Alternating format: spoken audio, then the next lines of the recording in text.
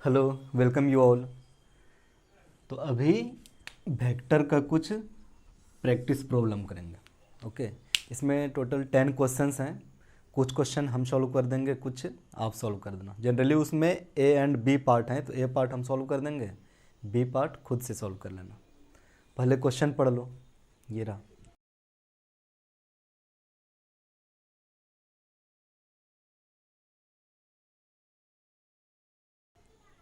हो गया? तो देखो, क्वेश्चन पढ़ के पहले खुद से ट्राई करो टोटल क्वेश्चंस को।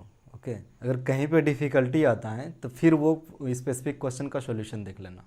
ठीक, तो चलो स्टार्ट करते हैं। देखो, हाँ, आज के लेक्चर के साथ ही मैथमेटिकल टूल्स कंप्लीट हो जाएगी। ओके, तो जब 11th-12th में कहीं पे भी कुछ फिजिकल लॉ लगा के इक्वेशन फाइंड करोगे, कहीं पे भी कुछ फिजिकल क्वांटिटी का वैल्यू फाइंड करना पड़ेगा, तो वहाँ पे जो सॉल्व करने के लिए मैथमेटिक्स यूज होगा वो इसी टूल में से कोई होगा। जो जितने 7 टॉपिक कराए ना, इसी में से कोई ना कोई यूज होगा उसमें।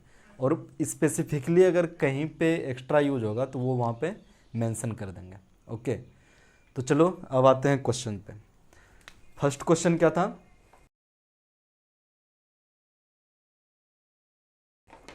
फर्स्ट क्वेश्चन था कि दो वेक्टर दिया हुआ है, p is equal to 3i cap plus 2j cap plus minus k cap.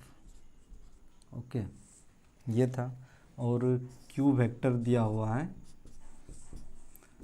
2i cap plus 3j cap plus 2k cap. ये दो वेक्टर दिया हुआ है और पूछ रहा है कि फाइंड द मैग्नीट्यूड ऑफ, इसके कुछ कम्बिनेशन का मैग्नीट्यूड फाइंड करने के लिए बोल रहा है। उसमें से ए नंबर कर देते हैं, बाकी खुद से ट्राई करना। ओके, तो इसमें से क्या था कि magnitude of P plus Q vector का। ठीक, तो सबसे पहले P plus Q vector find करो, फिर इसका मैग्नीट्यूड फाइंड करो, पी प्लस क्यू वेक्टर का। ओके, इसका मैग्नीट्यूड फाइंड करेंगे। तो अब देखते हैं। देखो यहाँ पे आई जे के, ये क्या है? ऑर्थोगोनल यूनिट वेक्टर है। ठीक ना, एक्स डायरेक्शन में, या वाई डायरेक्शन में, या जी डायरेक्शन में। ओके, तो P प्लस क्यू करेंगे, तो इसके लिए क्या करो, यहाँ पे लिखो 3i cap plus 2j cap minus k cap. Okay, इसमें प्लस करना है 2i cap plus 3j cap plus 2k cap. Okay, जब ये प्लस साइन को, ये ब्रैकेट को अलग करोगे तो ये क्या हो जाएगा, 3 के साथ में 2 ऐड हो जाएगा। आई कैप का कोफिशिएंट्स ऐड कर दो, जे कैप का कोफिशिएंट्स ऐड कर दो, के कैप का कोफिशिएंट्स ऐड कर दो, तो ये पे वही हो जाएगा 3 प्लस 2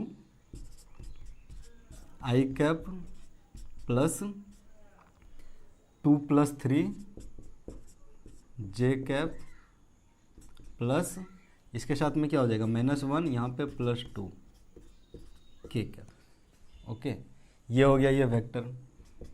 तो समेशन क्या हो जाएगा, 5i cap plus 5j cap plus k cap. तो ये हो गया p प्लस क्यू वेक्टर का वैल्यू। इसका क्या मैग्नीट्यूड फाइंड करना है, तो मैग्नीट्यूड फाइंड करने के लिए क्या, इसके कंपोनेंट का ये ले लो, इसके कोफिशिएंट, इसका कोफिशिएंट यहाँ पे 1 है, तो अंडर रूट हो जाएगा 5 स्क्वायर प्लस 5 स्क्वायर प्लस इसका 1 स्क्वायर, ये क्या हो जाएगा, √51। ये हो गया दोनों वेक्टर का मैग्नीट्यूड। वैसे ही जो बाकी हैं p minus Q, 2p plus Q and p dot Q and p cross Q. Okay, वो सब का पहले वेक्टर फाइंड कर लेना, फिर उसके बाद उसका मैग्नीट्यूड फाइंड कर लेना इसके हिसाब से। ओके, इसको ट्राई करना। अब फिर सेकंड क्वेश्चन है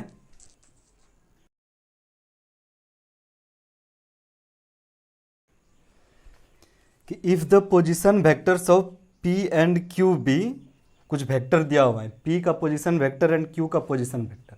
तो ये याद करो, वेक्टर के टाइप में पोजीशन वेक्टर क्या था कि पॉइंट का location with respect to origin, तो ओरिजिन पहले मेंशन कर दो कि ये एक्स एक्सिस, ये वाई एक्सिस, ये कहीं पे जेड एक्सिस होगा, ठीक ना। एक पॉइंट का लोकेशन है कहीं यहाँ पे P, ओके। इसका पोजीशन वेक्टर है, मतलब ये पोजीशन किसके रिस्पेक्ट में, ओरिजिन के रिस्पेक्ट में। ओरिजिन के रिस्पेक्ट में जो पोजीशन वेक्टर होगा कुछ ये होगा, ओके। ये इसका पोजीशन वेक्टर क्या दिया हुआ है, I cap plus 2j cap plus 3k cap, okay. इसका पोजीशन वेक्टर दिया हुआ है। दूसरा पॉइंट है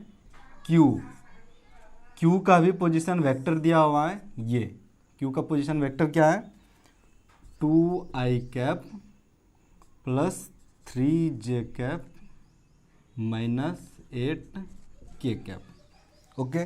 ये हो गया पोजीशन वेक्टर। तो इसमें क्वेश्चन है फाइंड करो PQ, ठीक, फाइंड PQ। क्वेश्चन क्या था, फाइंड PQ वेक्टर, ये फाइंड करना था। तो यहाँ पे देखो एक वेक्टर ये है, दूसरा वेक्टर ये है, ठीक। PQ वेक्टर ये क्या हो जाएगा, यहाँ से यहाँ तक। तो ये ट्रायंगल में देखोगे तो क्या हो जाएगा, OP vector plus PQ vector is equal to OQ vector, दिख रहा है। ये सेम ऑर्डर में है, ये डिफरेंट ऑर्डर में है, ट्रायंगल लॉ ऑफ एडिशन है ना। तो उसके लिए क्या हो जाएगा, OP वेक्टर, ये तो पोजीशन वेक्टर हुआ पॉइंट P का, प्लस PQ वेक्टर, ये वाला वेक्टर हुआ, is equal to OQ vector. OQ vector देखो अपोजिट डायरेक्शन, अपोजिट सेंस में है ना, तो ये हो गया रिजल्टेंट। यहाँ से जब PQ वेक्टर निकालोगे तो ये क्या हो जाएगा, OQ vector minus OP vector. ध्यान दो, पहले Q आया, OQ वेक्टर, फिर उसके बाद OP vector, okay. OQ vector क्या है, ये लिख दो, 2i cap plus 3j cap minus 8k cap, okay. इसमें माइनस क्या करना है, ये वाला vector i cap plus 2j cap plus 3k cap, okay. Minus कर दो, 2i cap minus i cap क्या हो जाएगा, 1i कैप, 1i कैप को ऐसे रहने दें, 3j cap minus 2j cap plus j cap minus 8k cap minus 3, तो क्या हो जाएगा माइनस 11k कैप। तो ये हो जाएगा PQ वेक्टर, ओके। अब वो जो B में है दूसरा वेक्टर, उसको इसी हिसाब से फाइंड कर लेना, पोजीशन वेक्टर, ओके। देखो क्वेश्चन 3 का ये क्या है कि दो वेक्टर हैं, उसके रिजल्टेंट का, उसको जो सम किए रिजल्टेंट का मैक्सिमम मैग्नीट्यूड दिया हुआ है, मिनिमम मैग्नीट्यूड दिया हुआ है, और फाइंड करना है कि वेक्टर का मैग्नीट्यूड क्या होगा, ओके। तो यहाँ पे पहले तो दो वेक्टर ले लो, एक मान लो कोई A वेक्टर है, ठीक, दूसरा कुछ B वेक्टर है, ठीक, दो वेक्टर है। तो दो वेक्टर को ऐड किए, इसका मैक्सिमम और मिनिमम मैग्नीट्यूड दिया हुआ है। तो दो वेक्टर का मैक्सिमम मैग्नीट्यूड क्या होता है, जब दोनों वेक्टर पैरेलल रहे, है ना, यह हो जाएगा मैक्सिमम मैग्नीट्यूड। मैक्सिमम मैग्नीट्यूड यहाँ से लेके यहाँ तक हो जाएगा, ओके। और मिनिमम मैग्नीट्यूड क्या होता है कि जब दो वेक्टर अपोजिट रहे, मान लो ये A वेक्टर है और B वेक्टर, वेक्टर को जो ऐड करो इसको यहाँ से ला करके यहाँ से, अगर ये B वेक्टर है तो ये जो रिजल्टेंट वेक्टर हुआ इसका, ये मिनिमम हुआ, ठीक, ये मैक्स हुआ, ये मिनिमम हुआ। क्वेश्चन में ये दिया हुआ है कि मैक्सिमम कितना है, 16, ओके, 16 न्यूटन, दो फोर्स लग रही हैं कहीं पे, उसका है 16 न्यूटन और ये है 4 न्यूटन, ओके। मैक्सिमम ये है, maximum magnitude and minimum magnitude of resultant of two vector are 16 newton 4 newton. Compute the magnitude of individual vectors, ठीक ना। तो ये दो वेक्टर्स दिया हुआ है, ये न्यूटन में दिया हुआ है तो मतलब फोर्स वेक्टर होगा, ओके। अब इंडिविजुअल का मैग्नीट्यूड फाइंड करना है, ठीक। तो देखो इंडिविजुअल का कैसे मैग्नीट्यूड फाइंड करेंगे, ये दोनों का जो समेशन था, ओके, ध्यान से देखना, ये दोनों का समेशन क्या हुआ, अगर ए वेक्टर का मैग्नीट्यूड ए था एंड बी वेक्टर का मैग्नीट्यूड बी था, तो यहाँ पे दोनों के बीच का 0 डिग्री एंगल होगा, उसके लिए इसका मैक्सिमम वैल्यू क्या हो जाएगा, ए प्लस बी इक्वल टू 16। यहाँ पे देखो इसका मैग्नीट्यूड ए था और इसमें और कम हो गया बी का मैग्नीट्यूड बी, तो यहाँ से क्या हो जाएगा, A minus B equal to minimum value 4। ये दोनों इक्वेशन को सॉल्व कर दो, A minus B equal to 4, इसको सम कर दो तो क्या हो जाएगा, 2a equal to 20, A equal to 10 newton. मतलब ये जो ए वेक्टर होगा, ये ए वेक्टर होगा, इसका मैग्नीट्यूड कितना होगा, 10 न्यूटन, ये पता चल गया। फिर बी वेक्टर निकाल लो, यहाँ से बी वेक्टर निकालोगे तो क्या हो जाएगा, B equal to 16 minus A equal to 6 newton, और ये जो बी वेक्टर होगा अपना ये 6 न्यूटन हो, 6 होगा इसका मैग्नीट्यूड। ओके, इसी बेसिस पे दूसरा वाला भी बना लो।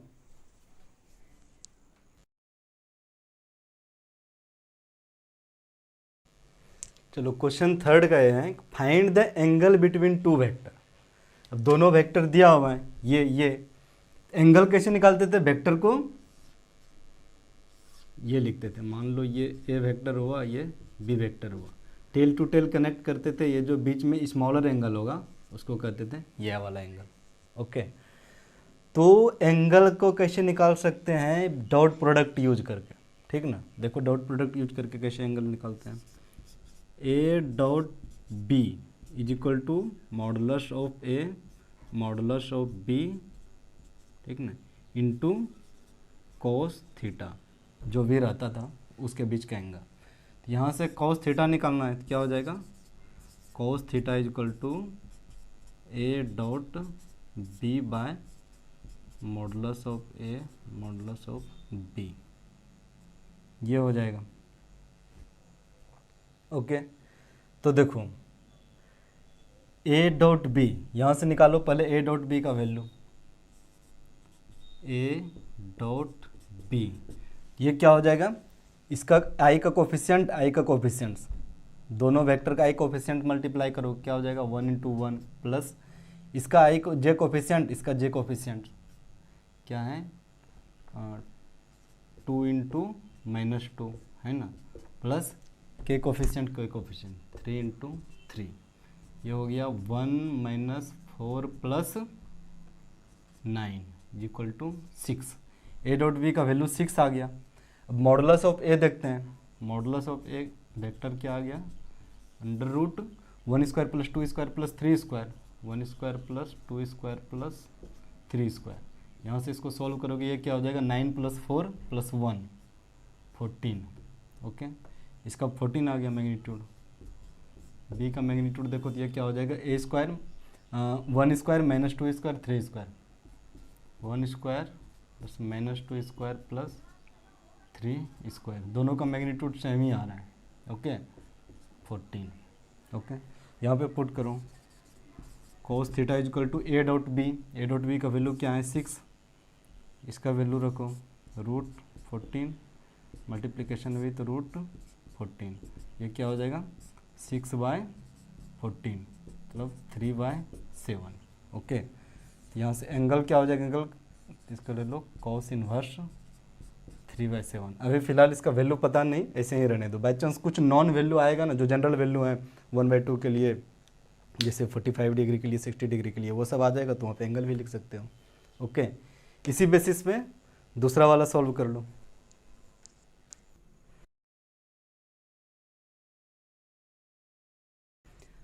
देखो फिफ्थ क्वेश्चन क्या दिया हुआ है कि I cap and J cap unit vector हैं along X and Y direction, मतलब ये ऑर्थोगोनल यूनिट वेक्टर है। ओके, दोनों के बीच का एंगल 90 डिग्री है। तो वो क्वेश्चन पूछ रहा है find the magnitude and direction of I cap plus J cap. तो आई कैप यहाँ पे एक वेक्टर है, यूनिट वेक्टर जिसका मैग्नीट्यूड 1 है। ओके, और फिर जे कैप इसका परपेंडिकुलर वेक्टर है एक। ठीक, यहाँ पे क्वेश्चन क्या करना है, आई प्लस जे इसका मैग्नीट्यूड लिखना है। ओके, तो आई प्लस जे का मैग्नीट्यूड क्या हो जाएगा, आई को यहाँ से मैग्नीट्यूड फाइंड कैसे कर देते हैं, देखो आई, फिर उसको ये लगा दिए ट्रायंगल लॉ से ऐड कर दिया, तो दो वेक्टर हैं यहाँ पे, तो ट्रायंगल लॉ से इसका मैग्नीट्यूड सबसे पहले फाइंड करो। मैग्नीट्यूड, ये वाला मैग्नीट्यूड क्या होता था, आई प्लस जे का magnitude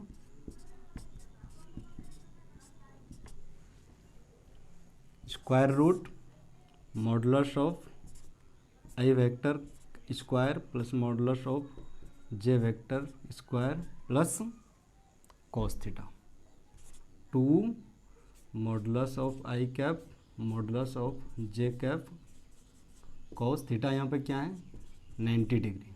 okay, modulus of I क्या हो गया, यूनिट वेक्टर है तो 1 होगा, मॉडुलस ऑफ जे भी यूनिट वेक्टर है तो क्या हो जाएगा 1 हो जाएगा। ये 1 1 यहाँ पे 2 इंटू 1 1 कॉस 90 जीरो हो गया, तो ये वाला टोटल टर्म जीरो हो जाएगा।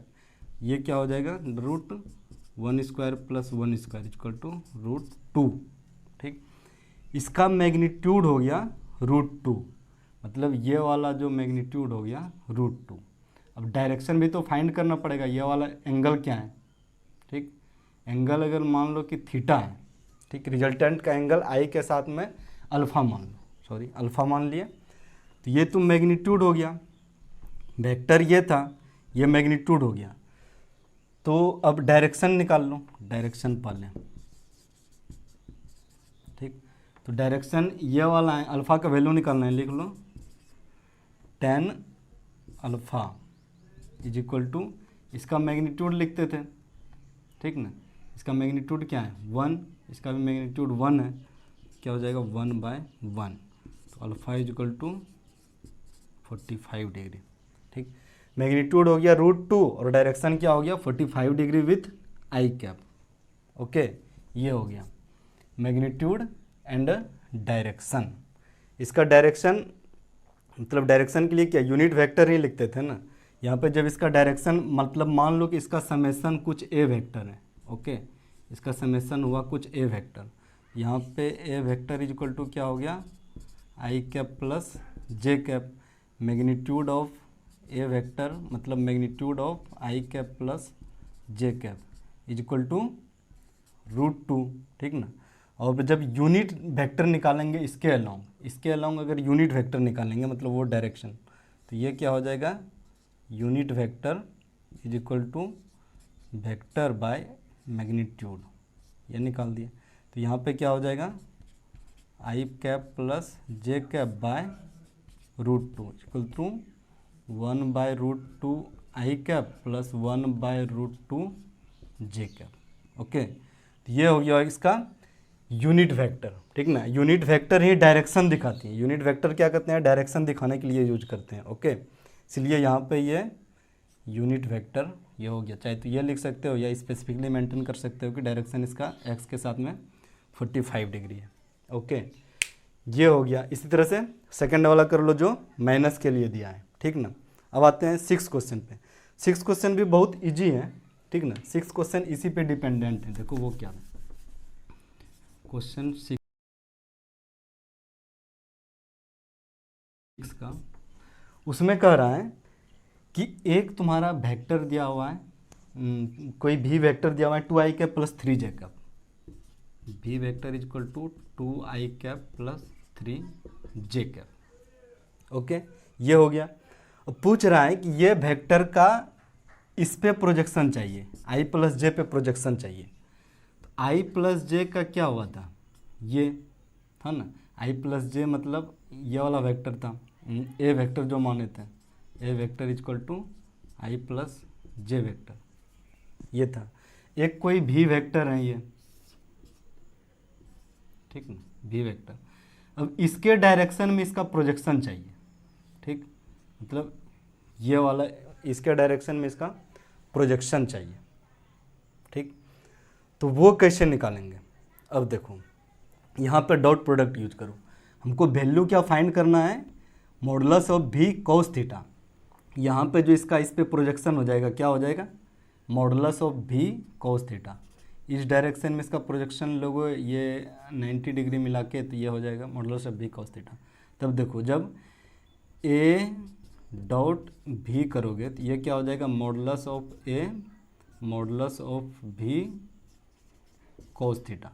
तो प्रोजेक्शन तो इसका इस डायरेक्शन में ये हो गया भी कोस थीटा, यहाँ से लिख दो भी कोस थीटा, मतलब ये प्रोजेक्शन हमको चाहिए, इसका वैल्यू क्या हो गया, ए वेक्टर डॉट भी vector by magnitude of A vector, ये हो गया। ए वेक्टर भी वेक्टर, इसका डॉट प्रोडक्ट लो, तो डॉट ऑफ ए वेक्टर क्या था, आई प्लस जे, जिसके अलोंग इसका प्रोजेक्शन लेना है, उसके साथ में ये वाला वेक्टर का डॉट प्रोडक्ट लो, 2i cap plus 3j cap, और मैग्नीट्यूड तो ए का फाइंड किए थे, क्या था, √2। ओके, इसका वैल्यू निकाल दो, आई क्या हो जाएगा 2 प्लस जे का 3 बाय √2, मतलब 5 बाय √2।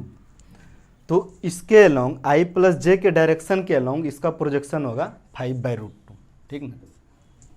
तो यहाँ से एक वेक्टर के पे दूसरा का प्रोजेक्शन निकाल सकते हैं। ओके, सेम बी, ये तो ए हो गया, और बी का किस पे प्रोजेक्शन पूछ रहा है, आई माइनस जे पे, उसका प्रोजेक्शन खुद से निकाल लेना। ओके, देखो क्वेश्चन 7, ठीक, ये बहुत इंटरेस्टिंग है।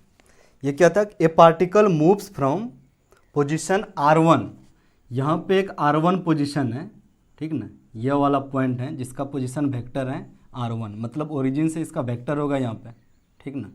ए particle move from r1 to r2, ये पार्टिकल यहाँ से यहाँ मूव करता है, ठीक। मान लो ये पॉइंट को 1, ये पॉइंट को 2, ठीक, या फिर चलो ए मान लिए, ए बी मान लिए। ओके, पॉइंट ए से बी मूव करता है, कौन से फोर्स के कारण, ये फोर्स, इस पे फोर्स ये लग रही है।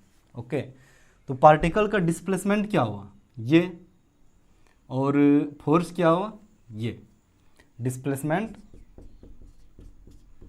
हो गया ए बी वेक्टर, और फोर्स तो दिया हुआ है, तो वर्क डन फाइंड करना है, calculate the work done by force. Work done क्या होता है, work done equal to dot F dot S होता है ना, फोर्स डॉट डिस्प्लेसमेंट, ठीक। तो डिस्प्लेसमेंट यहाँ पे क्या हो गया, ये ए बी, तो सबसे फोर्स का वैल्यू पता है, डिस्प्लेसमेंट का वैल्यू निकाल लो।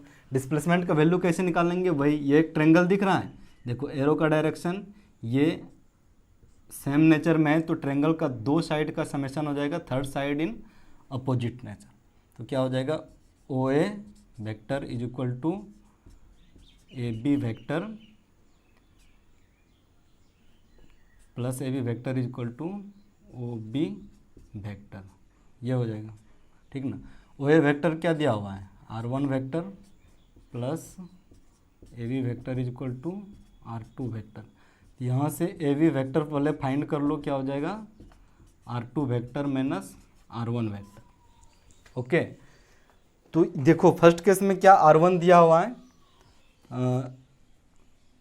तो a B vector is equal to r2 vector minus r1 vector, तो यहाँ से r1 है 3i cap minus 2j cap plus 3k cap, 3i cap plus 2j cap plus 2k cap, ठीक। इसमें माइनस करना है, अच्छा ये r1 हो गया, ओके, ये हो गया r1, और r2 में इसको माइनस करना है, तो चलो r2 को ऊपर में लिख देते हैं, ठीक ना, इज इक्वल टू 3i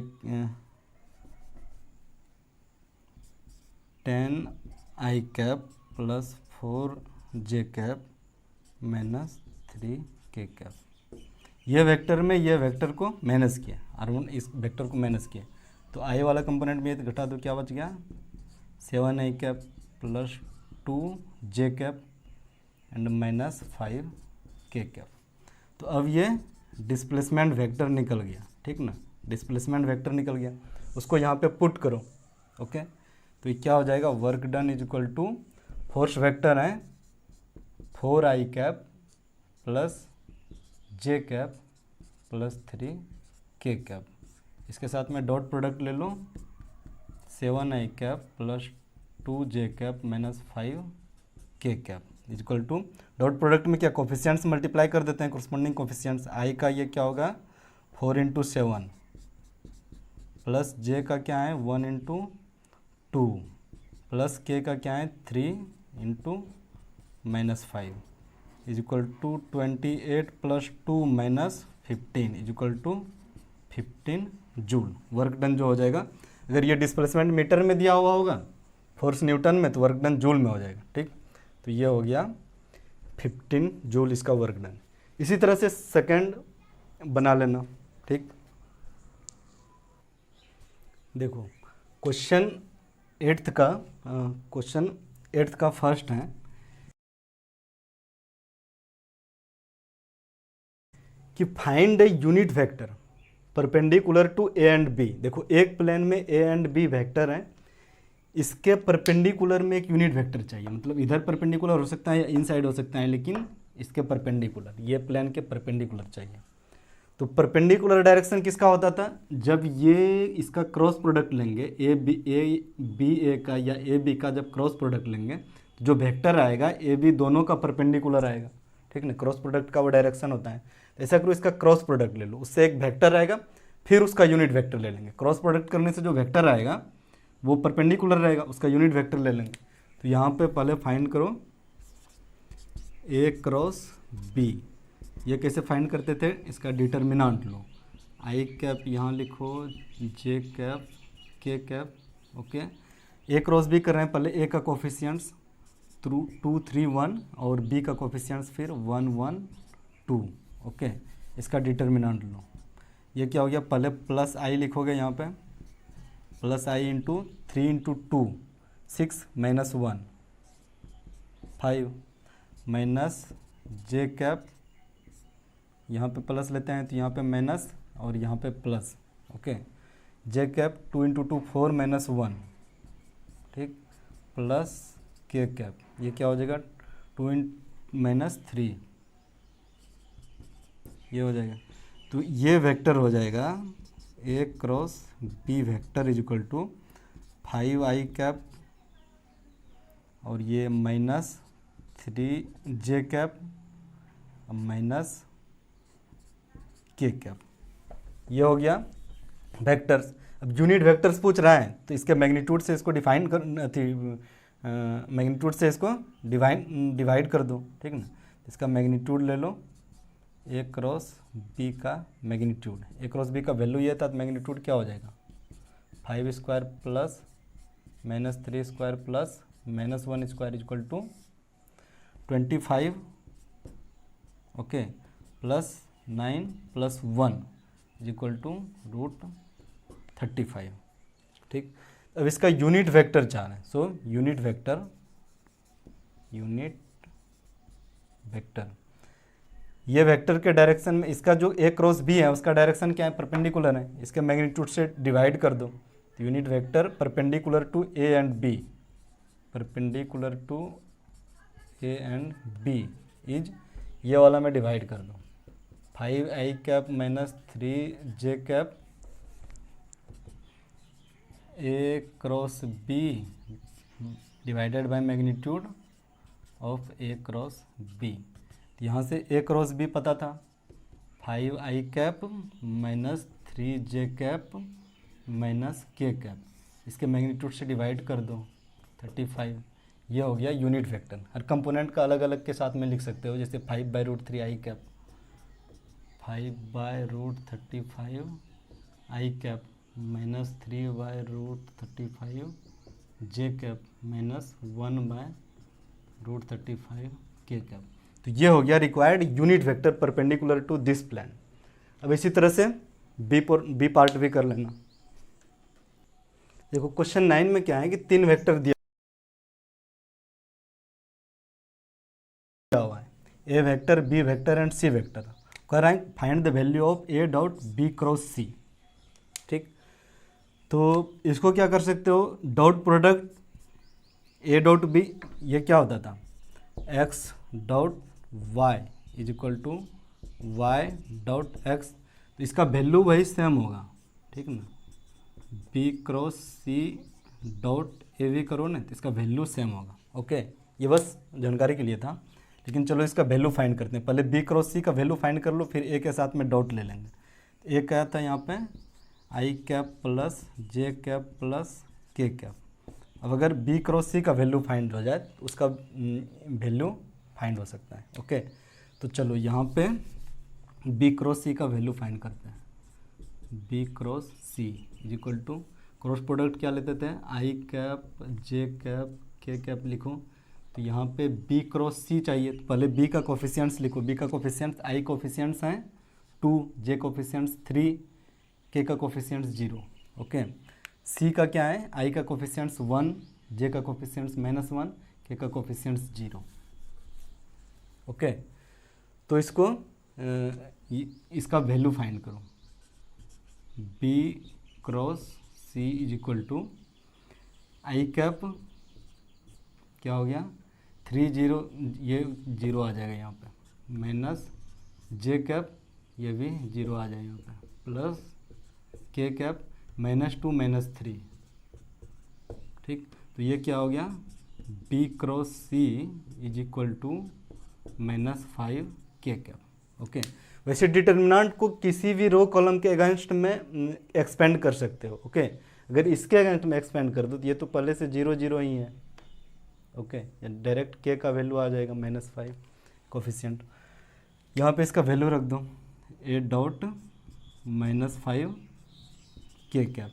तो आई का यहाँ आई है ही नहीं, 0 हो जाएगा, प्लस जे का, जे के साथ में कुछ है ही नहीं, 0 हो जाएगा। इसको कैसे लिख सकते हो, 0 आई कैप प्लस 0 जे cap plus -5 k cap. Okay, तो डॉट प्रोडक्ट में क्या करते थे, आई का आई के कोफिशिएंट्स के साथ में मल्टीप्लाई करते थे। तो ये क्या हो गया 1 × 0 0, जे का 1 × 0 0, के का 1 × -5। ओके, तो ये इसका वैल्यू क्या आ गया -5। ठीक, इसी तरह से सेकंड वाला पोर्शन भी करना। अच्छा, ये 9th था, 9th का। तो चलो अब लास्ट क्वेश्चन पे आते हैं।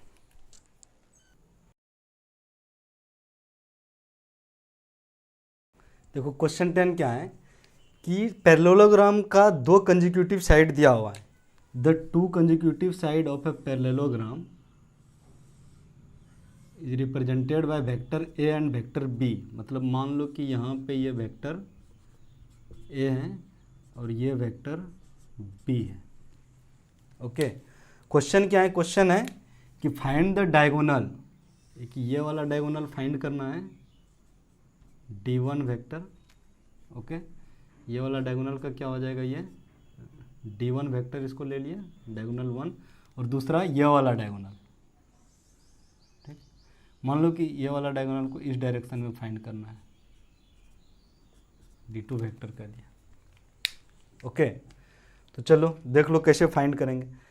एक डायगोनल हम फाइंड कर देते हैं, दूसरा खुद कर लेना। ठीक, चलो हम D2 फाइंड कर देते हैं। ओके, तो D2 के लिए कौन सा है, ये वाला ट्रायंगल। ये वाला ट्रायंगल में ट्रायंगल लॉ लगाओ तो क्या हो जाएगा, इधर एरो इधर एरो। ओके, तो ये हो जाएगा B plus D2 is equal to A. यहाँ से क्या हो जाएगा, diagonal D2 is equal to A minus B. ठीक है ना, ये दूसरा वाला डायगोनल हो गया ए माइनस बी। अब ए और बी का वैल्यू पता ही है तो यहाँ पे लिख दो is equal to i cap minus plus J cap plus k cap. ये ए वेक्टर हो गया, माइनस बी वेक्टर करेंगे 2 आई कैप प्लस 3 जे कैप। इसको माइनस कर दिया, आई का कोफिशिएंट्स में माइनस करो क्या हो जाएगा, माइनस आई कैप, जे का माइनस करो क्या हो जाएगा, -2 जे कैप। के का कुछ कोफिशिएंट है ही नहीं, वहाँ 0 है, मतलब प्लस के कैप। तो ये हो गया सेकेंड डायगोनल, ये वेक्टर, एक वेक्टर जो सेकेंड डायगोनल को रिप्रेजेंट कर रही है। उसी तरह से फर्स्ट डायगोनल वाला भी ये ट्रायंगल में लगा के देख लेना कि फर्स्ट डायगोनल का इक्वेशन क्या होगा। ओके, वेक्टर को कहीं स्लाइड भी कर सकते हो। ठीक, ये वाला वेक्टर जो है मतलब ये वाला वेक्टर वही होगा। ठीक, ये वाला भी वेक्टर है, तो इसको ऐड करो और फिर उसके बाद ये फर्स्ट डायगोनल का वैल्यू लिखो। ओके, चलो ठीक है, इसको प्रैक्टिस करके उसके बाद ये हो क्या होगा कि मैथमेटिकल मेथड पे कमांड आ जाएगा, ठीक ना। वैसे टोटल चीज़ें याद रखना पॉसिबल नहीं है, लेकिन एक बार जब देखा हुआ रहेगा ना तो आगे जब यूज करेंगे इक्वेशन सॉल्व करने के टाइम में तो वहाँ पे प्रॉब्लम नहीं होगा, ठीक। ये अगर समझा हुआ रहेगा मैथमेटिकल टूल्स फॉर फिजिक्स, समझ लो कि 30-40% प्रॉब्लम 11th-12th का यहीं सॉल्व हो गया। ओके चलो ठीक है, ऑल द बेस्ट। तो आज का टॉपिक ये यहीं पे एंड करते हैं, मैथमेटिकल टूल्स कंप्लीट हुआ। अब नेक्स्ट हम लोग जो स्टार्ट करेंगे, पहले इरर पढ़ेंगे, फिर कैनामेटिक्स, और उस पर आगे बढ़ेंगे। Thank you.